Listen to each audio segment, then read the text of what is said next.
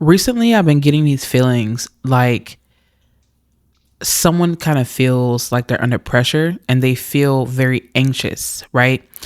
And I know for a fact that this is not really just coming from me. This feels like collective energy, right? I do the best that I can to ensure that I keep all messages that are for me to me and that I deliver messages for the collective to the collective. And this really does feel like collective energy. This feels like energy or the energy of someone who is in a space in their life where they've been wanting to expand, to grow, to evolve. They've been wanting to advance their career. They've been wanting to just kind of come up, if that makes sense. But I feel like this person, this could definitely be you or someone around you who has recently been feeling like they're under pressure or they've been feeling this anxiousness. And I kind of want to go into the reason why, because I feel like with the pressure, think about how when you're about to do some type of exam, right? Or you're about to do some type of performance, right? Or you're up next. I feel like the pressure is where you want to make sure that you get it right. You want to make sure that everything is good, everything is clean, you know what you're doing. You want to make sure that you're speaking with authority, you hold your back up straight. It's almost kind of like you want to hit everything down to a T, but that can come with its complexities and it can also come with this anxiety. And the anxiety is you knowing and feeling that there's this magnitude of energy that's going to present itself to you and that's going to sit and watch because it wants to learn from you or it wants to be around you. And what I'm hearing is that there's like this pool of energy or like this field of energy that's going to be surrounding you. And I'm seeing like eyes, like alligator eyes or like snake eyes. And I feel like with this means that for one, you have a strong gift of seeing. And I also feel like you are someone that has a lot of knowledge, and as it pertains to trauma, as it pertains to rebirth, transformation, sex and things of that nature, sexual energy, tantric energy. I feel like you're someone that has a really strong connection to snakes, alligators, reptiles of all sorts and kinds. I'm seeing a dragon, a Komodo dragon, and I'm also seeing like a bearded dragon. I feel like there's something about, I'm also seeing like a mythical dragon. I feel like you could have, this really strong pull towards, again, like serpents and serpent energy. And this could be because your animal totem or your spirit animal may very well be some kind of reptile, or this could be that because this was a year of the snake and it's ending soon, this could mean that you yourself underwent a really huge, deep shift and transformation. I feel like the shedding for you looked like people falling out of your life. The shedding for you could have looked like you not abandoning, but you releasing certain parts of yourself that you needed to be for the sake of survival, for performance and things of that nature. And I feel like now as you move into this next stage of your life, the pressure or the anxiety that you feel is coming from you knowing that your turn is up next and that you're about to be surrounded by people and energies who want to receive your knowledge and your wisdom. But what I'm hearing is that it's going to be in a magnitude of numbers. It's going to be it's a strong exponential amount of people or energies that are going to be around you and surrounding you. I'm hearing that this could be a big break for someone, and this is one of those things where it's unavoidable. And if you look at your North Node to see where your North Node is in your astrology chart, I don't know if it falls into a sign like Sag or if it falls in the 11th house or the 10th house. It's something where your North Node is showing you that your purpose in this life or your calling here is to lead and to guide people by giving them wisdom, by giving them medicine, the very medicine that you gave to yourself. Or what I'm hearing is Chiron, this could be the medicine that you try giving to yourself, but it didn't work. And somehow with you giving that medicine to someone else or to other people, somehow that in itself heals you. And I feel like this pressure you feel again is because you want to make sure that you get it right. You want to make sure that you know what you're talking about, that you know what you're doing. And your guides and your spiritual team is letting you know that you very well do know what you're doing. In fact, you've been prepping your whole life for this. This is not something that you just kind of do because it's a hobby. This is not something that you're doing because you just want to say that you did it to clear, to buckle up another notch on your belt, right? You're not doing it for that. The reason why you're doing this is because this is something that you're here for this very reason. It's in your DNA. And no matter if you turn left or right, or you go south or east or north or west, wherever you go, this will always follow you. it will always follow you. And the feeling you get is because you know that it's unavoidable. You know that this is something that you just cannot move away from. And I feel like no matter how many detours you took, detours were divine. And the reason was because sometimes divine detours are there for your protection.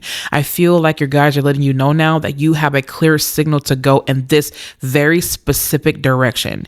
And sometimes that direction looks like you allowing yourself to move and pivot away from certain people, places, things, family members, and things like that. And it's especially family members, because I feel like for you, your family may want you to play it safe. Your family may be people who want you to, get a real job or whatever that means, right? They want you to be a certain way because they care for you, but they don't realize that them caring for you means that they're limiting you and prohibiting you away from exploring. It's so interesting because when I was doing the last reading, the one that I did before this channeled message, I ended up pulling the Devil card and I ended up pulling the Ace of Wands, which I find to be so fitting for this because I feel like, and I said it in the last reading, I said, this is definitely going to bleed into another reading. So I left the cards out here on the table, right? And it's so funny that I mentioned that I did that. And I say that because in this instance, it almost kind of feels like they don't know the difference between helping you and harming you, helping you to see you, to see you grow, and them limiting you and prohibiting you. I feel like you don't owe them anything. You don't owe them any debts. If anything, your spirit guide is saying here that this is the life that you've been setting intention for. So this is what you want to do. This is where you want to put your intention and your energy. And that does look like breaking loose from this, right? Breaking loose from family ties, family, I know you may want to say family curses and stuff like that. I just heard the word family hex. I don't know if someone in your family is doing things to you, but sometimes the hex is them doubting you. Sometimes the curse is them telling you that you can't do it and you shouldn't do it. Because if you do it, then this, and that is going to happen. Sometimes these things are spells that people are speaking over you. And if you believe that, that shit will manifest. And your guides are like, no, let's not tune into that frequency. Let's not tune into that energy. Instead, let's maneuver over here because this is where the light is. I feel like this is the first spark or the first fire. There's something about this guide that walks with you. And I feel like your guide is a representation of like the first fire. This guide, I can't remember the name. I'm going to make sure to put the name here on the screen and whatnot, but it's bringing me, is it Tiodo? I don't know if that's how you pronounce the name, but it's, I just heard the Ancient One. It's the Ancient One. They go by the Ancient One. This is the energy that's been guiding you for a while now. And if you don't connect to Aztec energy, whatever deity, whatever energy that you resonate the most with, this is a very ancient old energy that walks with you. And they're saying, I'm giving you the torch. I'm giving you the light. I want you to take that. There is no reason for you to feel under pressure when this is something that you have dreamt about. You have had visions about this. You have felt the presence of this thing, like the coincidences, right? There is no such thing as coincidence. Everything is perfectly aligned. Everything is perfectly divine. And I feel like now you're in a space where they're wanting you, this Ancient One is wanting you to receive that. They're wanting you, this Ancient One, this divine loving energy, really dense and really intense energy, I would also say, but for the most part, they're saying that, yes, like you are equipped with everything. The fire is within you. And I'm not saying this because I want you to click like or whatever. Like, I'm not known for doing things like that. I really do believe and feel and truly know for a fact that someone needs this divine message and someone needs this empowerment. Your guides are wanting you to know that this torch here is the light that is empowering you right now. And if you decided to say yes to this, if you decided to maneuver over, the pressure that you feel will dissipate. Right? They're saying that this pressure is you wanting to make sure that you do it right because that's you having integrity, and they know that you have integrity. This light that you, or this anxiety you feel is because you are someone who has really truly pure intentions. Like, you don't have malevolent intentions, you have benevolent intentions. And that's why you feel so anxious, because you're like, look, like, I don't want to hurt anybody. I don't want to get this wrong. I don't want someone to listen to me and all of a sudden, their life is in shambles. Like, I couldn't live with myself if that happened. They know the purity of your heart, and they also know that you are not someone to just blatantly harm somebody. And that's what makes you the perfect fit. So they're asking for you now to go into your private space, to go into your room, your prayer room. I don't know why I'm hearing like the prayer room and like a closet where you go and you pray in. And I'm also seeing someone kind of go in their own space at their altar and they pray and they set intentions, they hymn or they hum. They talk to their guides, and I feel like they're wanting to give you peace. So they're saying that you don't have to be afraid of entering into this next chapter, because it really is going to be about you taking the stage and you taking ownership and leadership. And you can do it. You can do it. And it's so interesting because what they're saying is that when you go on stage, or when you do this thing, or when you start that talk show, or whatever it may be, when you do that YouTube channel, when you start that podcast, whatever it may be, right? The moment that the microphone and the camera turns on, it's go time, because it's like you feel the anxiety right before, and then you feel the pressure right before. But somehow when you get on that stage, you do, and you outperform every single one that's there. And it's not to say that you're doing this to be, number one or whatever it is. It's just to say that there's something about you that stuck out, that was so special, that it just was so undeniable. And people they're just like, you know what? Like, to be honest, you are just so gifted. Like, I thought I was good. No, you really are good though. And I feel like being around you, like, I really now have to set my game up, because look at how brilliant you were. And to be honest, I'm not even jealous. I'm inspired. Like, you're going to start inspiring people. Just be you, be authentic, be real, be transparent, just be you, right? Let go of anything that is keeping you chained. Like, they're saying to you to break the chain. So with that come this idea, or this feeling, that you are going to get into some things that people wish that they could have gotten into, but they backed out of it because for some reason they felt that they just didn't have what it took. But they're saying that even though, no, what I'm hearing is that was you. That was you at one point. You would give up before you even started, is what I'm hearing. But now they're saying, okay, I want you to know that as long as you take your time, as long as you study, as long as you practice, there's nothing wrong. You'll be fine. They're also letting you know too, that your life was practice, so to speak, metaphorically speaking. Your life was training, is what they're saying. Your life was training. And now that we know that your life was training, they're saying to you that it's go time. I love that for you. And even though you may be anxious, you may feel anxious. I don't want to put labels on you. You may feel anxious. You may feel intimidated, right? And it's so funny because it's bringing me to this movie, Cars 3, where I can't remember. It was Cruz, I believe her name was Cruz, the yellow car. She was Lightning McQueen's trainer at one point, and it's so interesting that I'm bringing this up because oh my goodness, it's so good, right? It's so good. In the movie, she was limited to just being a trainer, but her whole life, she wanted to be a racer. Like, she felt like she was a racer. But when she got there to her first race, she left because she felt like she couldn't do it. Oh, the cars are bigger than her, stronger than her, and they have more experience. They were confident in things like that. And she just felt defeated before she even started. And she didn't even give herself that chance. And it got to a point where later on in the movie, she had to train Lightning McQueen. And Lightning McQueen back in the day, like, he was known for being, number one. He was known for being confident and things like that. And he had his time. The reason why I'm bringing this up is because Cruz is you. I feel like you are Cruz in a sense that at one point in your life, you gave up before you started, and now you're in a space where you're coming to redeem yourself. And I feel like the pressure you feel is because for so long, people have told you what you couldn't do. People have limited you to what they believe that you were worth, right? And I also feel like you were someone who just felt like you would rather play it safe and do this, because if you couldn't do this for you, then maybe you could do it for someone else. Your guides are saying no, that it's your time to do it for you now. And you don't have to fall into the belief that you can't do it. You can do it, and you will do it.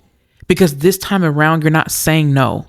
This guide is like pushing you. It's like what I'm seeing. I just got a vision of someone being like against, like, or they're trying to keep themselves from being against this wall with like, it's got like fire and like these really strong, really pointy, like, cylinder pointy things like knives or whatever. I don't really know how to really explain it, but they're trying to avoid that, but they're also trying to avoid the door that they have to walk through. And it's interesting because it's like, oh shit, like, what do I do? Like, do I back up or do I move forward? And I feel like you're moving forward. And this is the green light. This is one of those things where if you were to just let yourself walk through this door, you would know that it was really all in your head. and they're wanting you to deprogram yourself from all the thoughts and the ideas. Look at that. I'm like not even playing around. Like, you cannot make this up. You have the Chariot card at the bottom of the deck. I didn't even know that it was there. And you have the Chariot card here. So that lets me know that no matter what, you are moving. You are moving. And I love that. And it's so interesting that I say, oh, look at that. You have the Knight of Swords here. It's one of those things where, again, this Knight of Swords is giving me the energy of, it's just undeniable. You are moving forward. And when you do, it's Godspeed. That's what I feel for you right now. So yes, I hope that this message is what you needed right now.